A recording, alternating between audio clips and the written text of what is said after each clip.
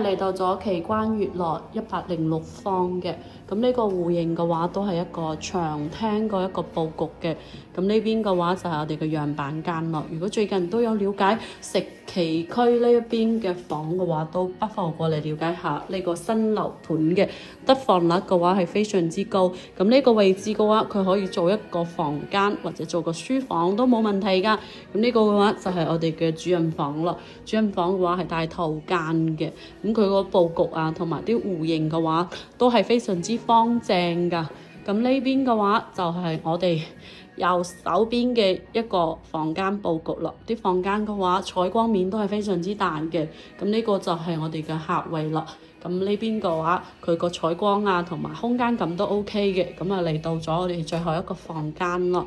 咁佢可以做到3+1嘅戶型嘅106方，實用率嘅話，大概係去到120方左右嘅。如果有興趣想要了解石岐區呢邊個房朋友嘅話，不妨聯繫 Polly 我嘅。